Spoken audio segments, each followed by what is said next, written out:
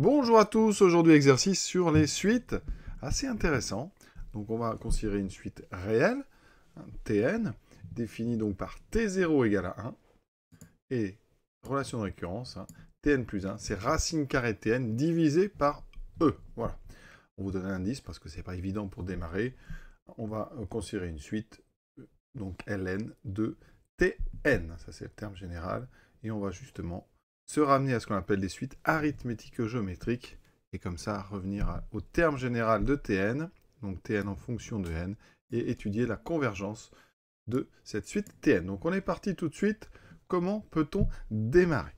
Première chose qu'il faut dire, c'est que Tn, c'est une suite réelle à terme strictement positif.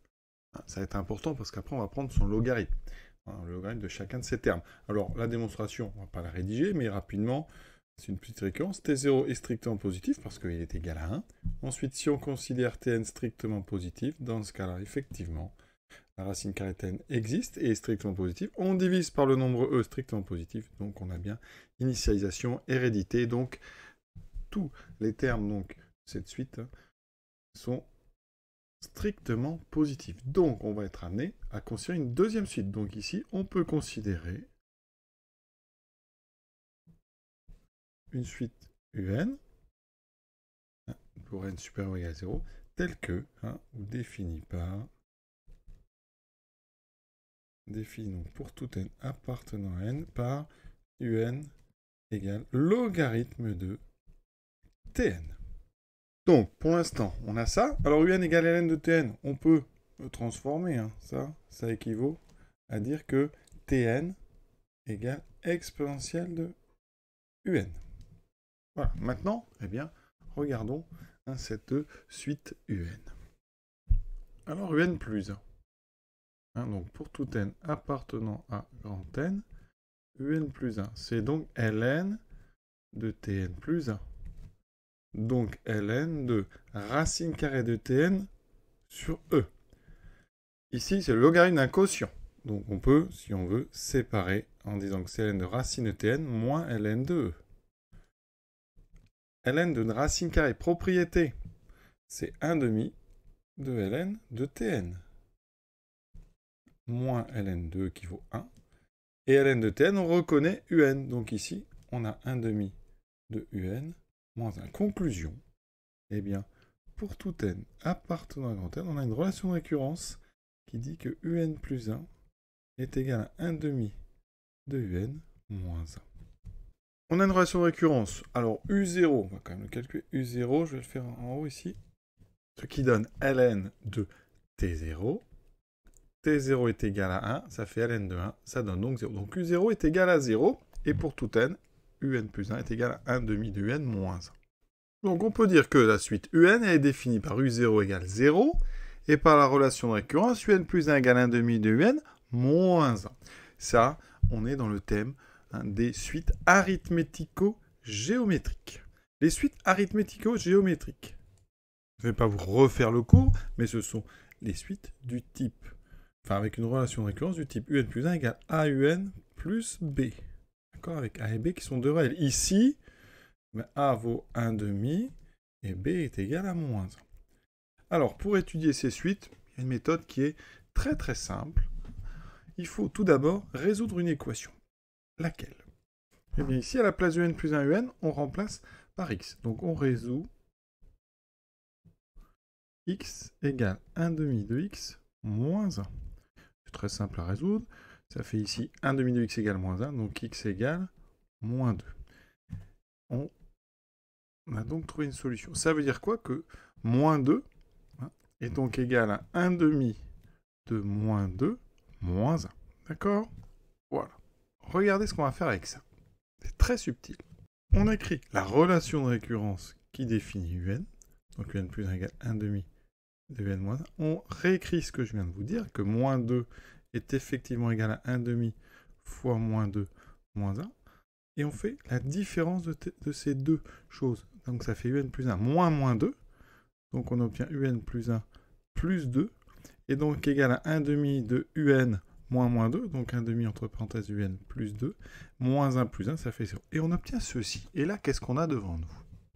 Eh bien, on a une relation caractéristique d'une suite géométrique. Alors, la suite géométrique dont il est question, c'est Vn, définie par Vn égale Un plus 2. D'accord? Donc, on va définir une nouvelle suite. Donc, soit la suite Vn, voilà, telle que Vn égale Un plus 2 pour tout n, donc appartenant à grand n. Dans ce cas-là, ce que j'ai écrit ici, eh bien, ça se traduit, hein, ça équivaut à dire que Vn plus 1, d'accord, Vn plus 1 plus 2, c'est Vn plus 1, c'est égal à 1 demi de Vn. Et ça, c'est caractéristique, ça veut dire que Vn est géométrique de raison 1 demi. Donc, d'après le cours, pour tout n, Vn, c'est donc 1 demi la raison, donc à la puissance n, fois le premier terme, V0. Donc il va falloir calculer V0. Donc ici, je calcule V0. Alors je vais le faire ici. V0, c'est U0 plus 2. Mais comme U0, on l'a dit tout à l'heure, vaut 0, eh bien V0 vaut 2. Donc on a 1 demi puissance n multiplié par 2. Et là, on a presque fini. Alors, on peut arranger, c'est 1 demi puissance n fois 2.